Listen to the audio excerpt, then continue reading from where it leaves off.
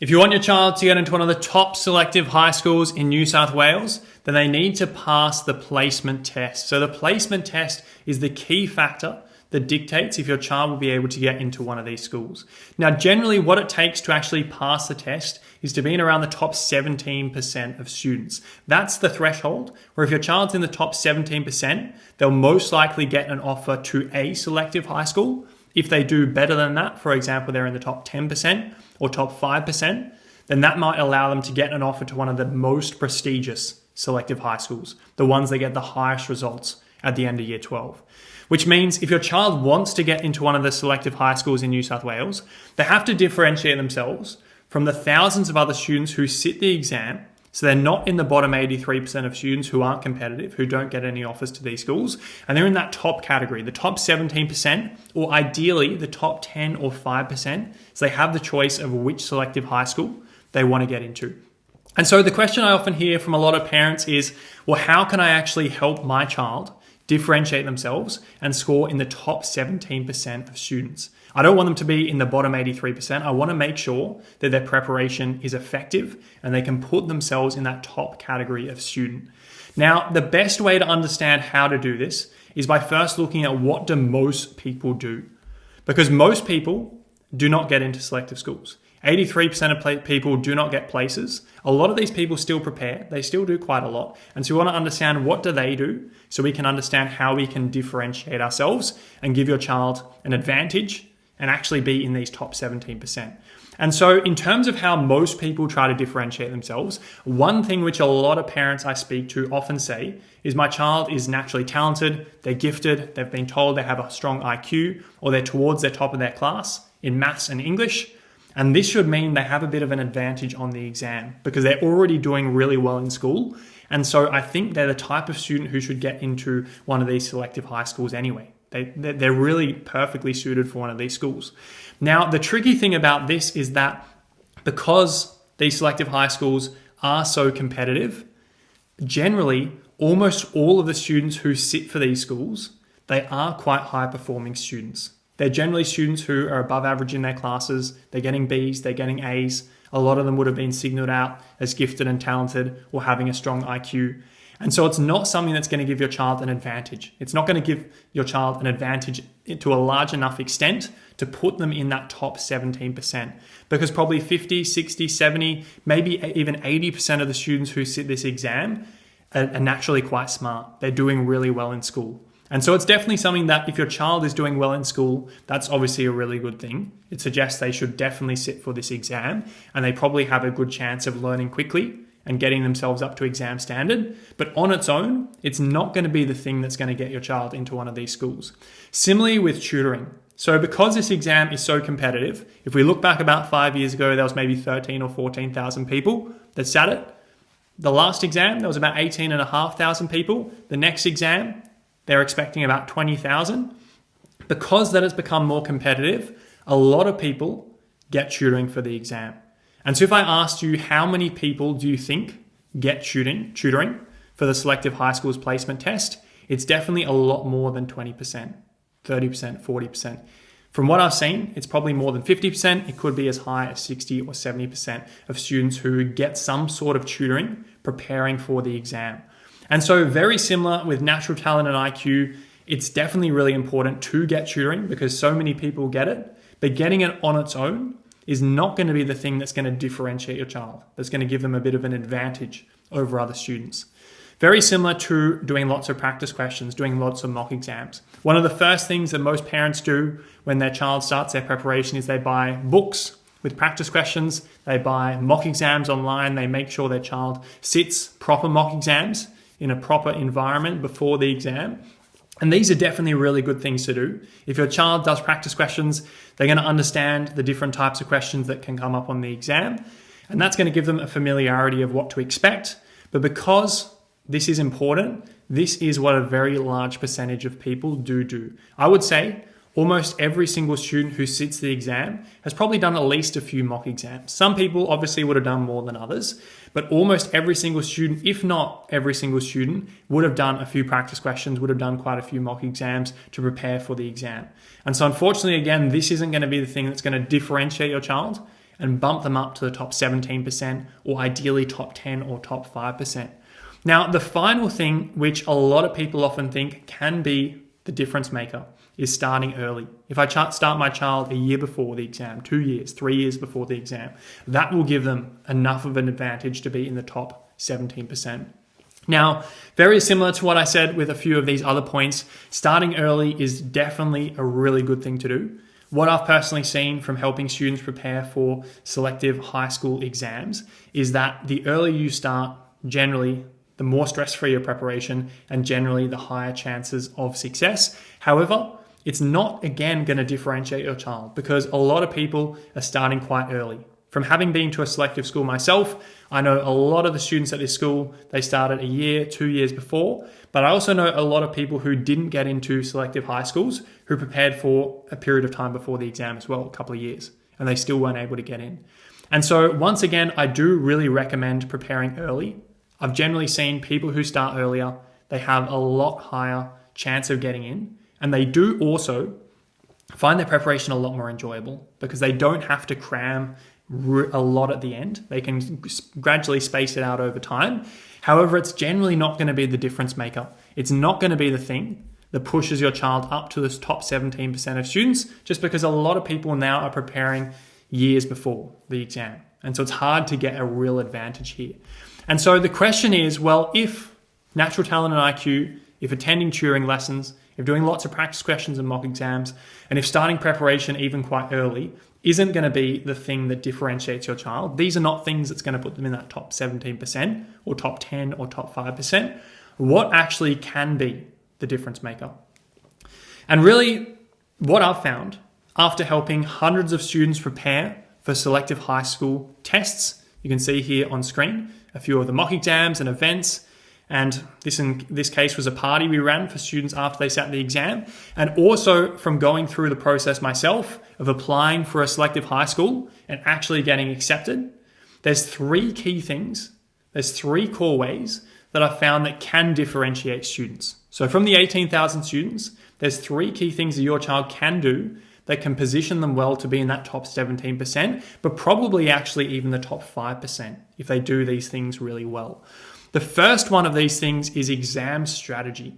So we spoke about this earlier, but everyone does practice questions. I would say almost every single person does some sort of mock exams or practice questions. What most people don't do is they don't break down, okay, there's 4 sections on the exam in thinking skills. They don't ask random questions every single time. There's maybe 10 to 15 questions that come up year after year after year. If I know what these 15 questions are and I have an exam strategy prepared for how to solve these questions accurately, but also quickly, so I can take questions that most people would get wrong, or they'll take 2 or 3 minutes to get correct, and I can cut that down to 30 or 45 seconds, that's going to give me a real advantage. So when you walk into the exam, you want to have exam strategies for every single type of question that you can predict can come up on the exam. Yes, there can be some surprises, but the whole exam's not going to be surprises. Most likely 80-90% of the exam you can prepare for, you can have strategies prepared. So you see the question, you apply the strategy, you get it right a lot faster than most people as well. And that's going to give you a huge advantage. And this is one of the things that most people don't do in their preparation. Likewise, same thing for essays and just writing in general, writing across the whole exam. Sometimes it's more of a formal essay or a formal news article or formal journal entry or email. Sometimes it's more of a creative piece, but there is specific things that the examiners are looking for. There's specific things that they want to see in your child's writing, and if they know what they are, they can prepare for them. They can learn exam strategies for how to elevate their writing to the next level. And so this is the number one way where your child really can differentiate themselves, learning exam strategies for all the common questions that can come up on the exam. So they, number one, know what those common questions are, but they also know exactly how to answer them accurately, but also much more quickly than most students. So that's one key way that they can differentiate themselves. For example, this question here, it's a question that comes up in thinking skills. Now, if you look at this is a question that would take most people probably about 5 minutes to answer. So it says 5 people live in different apartments on the same floor of a building. Each person has a different favorite animal, a different favorite color, and a different job. Here's what we know. And it gives us all this information here. And it says, who lives in the apartment on the far right? Now, the reality is for this question here, for example, there is a strategy that you can use. It's called a logic table that makes this question significantly faster to solve. I'd almost say without a logic table, this question, it could even take you 10 minutes. So I know there's a few people in our office who have never seen these questions before. They're not tutors. And I just asked them, have a go at this question. And it took them about 5-10 minutes. Once they know the strategy though, you can get it right in 30 seconds, 60 seconds. So I'll quickly show you a quick example of this just to show how powerful exam strategies can be. So let's just get a table up. So in the real exam, your child will have some working out paper. And that's where when they know the strategies to use, they can use that working out paper to their advantage to actually solve it. So what we're looking for here is we're looking for who lives in the apartment on the right. And so I'm going to label this here left apartment. I'm just going to do apartment 1, apartment 2, apartment 3, apartment 4, and apartment 5. And so we're looking for who lives in the apartment on the far right, which is going to be apartment 5. It says here, 5 people live in different apartments. Each person has a different favorite animal, a different favorite color, and a different job. Here's what we know. So let's go through and figure out how to solve it. You'll see, if you tried to figure this out in your head, it's going to be very confusing, number one, but also very slow. Most people will just not get the correct answer. Once you use a table, in the case of the real exam, you wouldn't draw out a full table. You would just draw 5 lines, 5 little lines, and you would add the information as necessary. So it says here, Mr. Blue likes cats and lives in the apartment immediately next to Mrs. Green, who lives on the far left. So we know Mrs. Green definitely lives on the far left. That is for certain. And then Mr. Blue lives next to Mrs. Green. So I'm going to leave that here. So we know these 2 people live in apartment 1 and apartment 2. Now, the person who likes dogs lives in the middle apartment. So whoever lives here likes dogs. Miss White likes the color red and is not a chef. Okay. The person whose favorite animal is fish is not a teacher and does not live in the apartment next to the person who likes birds. Okay. So whoever likes fish doesn't live next to the person who likes birds. That's okay. Mrs. Black likes birds, who lives next to Mrs. White. So we know Mrs. Black and Mrs. White, they have to live next to each other. So they're either living in these ones or these ones. We don't know which ones just yet. But it then says here, Mrs. Black likes birds, lives next to Mrs. White, and is 2 apartments away from Dr. Brown. So this is very important. We know Mrs. Black likes birds. She doesn't like dogs, so she can't live here. But she's also 2 apartments away from Dr. Brown. Now, the only way she can possibly be 2 apartments away from anyone, because we know these 2 people are here, would be if she was here. So if we put Mrs. Black here, then if she was 2 apartments away from Dr. Brown could be here. That would make sense. She would be 2 apartments away. We'd then have Mrs. White here, because these 2 have to be next to each other, and this is the answer. So who lives in the apartment on the far right? It is, of course, Mrs. Black. Very good. And so you can see, if you tried to solve this in your head, it would be tricky, it would be time-consuming, it would be confusing. Most people are going to waste heaps of time. If you draw out a logic table, it's actually pretty easy to solve. And I would say on the exam, how many people would get this question correct? Probably under 10%. It's one of the hardest questions on the exam. So exam strategies, definitely one of the strongest ways to differentiate your child and allow them to be prepared for every common type of question and have a strategy for it. Second thing is personalized support. So what I see happen to a lot of people is they're preparing, they're doing quite well, they're making a little bit of progress, they're doing a mock exam, but then they sit a mock exam, there's a few questions they get stuck on and they don't know what to do. They might be in a large tutoring center and they can't sit down with a tutor and ask them, how do I solve this question? What are the steps I should go through? What's the exam strategy that I'm missing? Or they're preparing on their own and they don't have someone who knows the exam well enough to teach them the exam strategies. And so having someone your child can turn to when they get stuck, maybe they've just sat some practice questions, maybe they've done a mock exam and there's a few questions they got wrong. They need someone who they can say, hey, these are the questions I got wrong. What can I do? What exam strategies can I learn that will make this question easy for me? And so the second key way your child can differentiate themselves is having someone to turn to when they get stuck. So they don't get stuck for very long and they can keep progressing in their preparation. Otherwise, what happens to most people is they'll sit a lot of practice questions and mock exams and they won't really improve that much. Because a lot of people do practice questions and mock exams. Most people don't improve much because they don't actually get help in the areas that they're stuck. And so this is a really crucial way your child can differentiate themselves as well. Third thing is feedback. So feedback both in terms of how's your child going overall? Are they progressing well enough at the rate they need to be ready by exam day? Often if I ask parents, how's your child going? What scores are they getting in each section? Sometimes they know that, sometimes they don't. But if I would say, are they on track to get to exam standard by exam day? A lot of the time people don't know. They don't know if they're on track. They don't know if they're not on track, which this is something that's really important to know, because we want to understand your child's strengths, their weaknesses, so we can tailor their preparation to them. We can double down on the strengths and make sure they do really well in those sections, which is a big thing. Often people think my child's strong in this section. Stop preparing for that.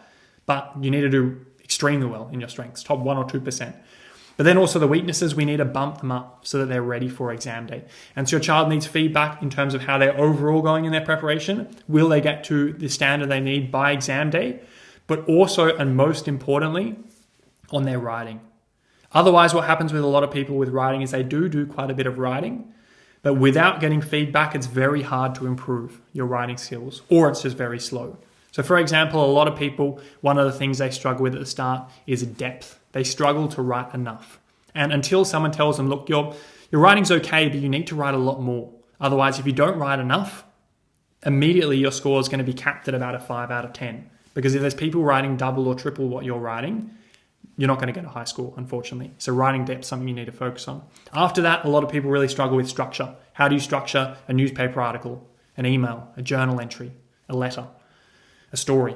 All these different forms of writing, how do you structure these different things? If you don't know how to structure the writing correctly, you're going to be marked down right away. And so it's really important to have someone who can provide your child with feedback, whether that's you or someone else. So when they do writing and they go to the hassle and the effort of writing, which is a lot more difficult to prepare for than a lot of the other sections on the exam, they have someone who's giving them feedback so they actually improve from it is really important. And so overall, how can your child differentiate themselves? So they're in the top 17%, but ideally they're in the top 5% or 10%. So they can really have their choice of any selective high school in New South Wales. Well, the first way is learning the exam strategies. So they know all the common questions that appear on the exam and they have exam strategies that allow them to get them correct in a lot less time than most people. Number 2, they have personalized support. So if they get stuck, if they do a mock exam and there's questions they get wrong, they have someone to turn to who can help them. But also number 3, you have feedback on how they're going overall. So you can make sure they're on track to succeed, but you also are getting feedback on their writing so they can improve in their writing in the fastest and most efficient way possible. And so these are the 3 key things I would recommend getting your child to focus on in their preparation because they will make the difference. If you would like our help in teaching your child the exam strategies they need, giving them personalized support, and giving you and them regular feedback on how they're going and their writing, then you can book in for a call with us below this video and we'll have a look at your child, understand how they're going and see if they could potentially work with us in one of our programs. Otherwise, we'll be posting a lot more videos like this here on YouTube, and so you're welcome to subscribe and look forward for those as well. Either way, I wish your child the best of luck in their preparation and hope to see them studying at a selective high school very soon.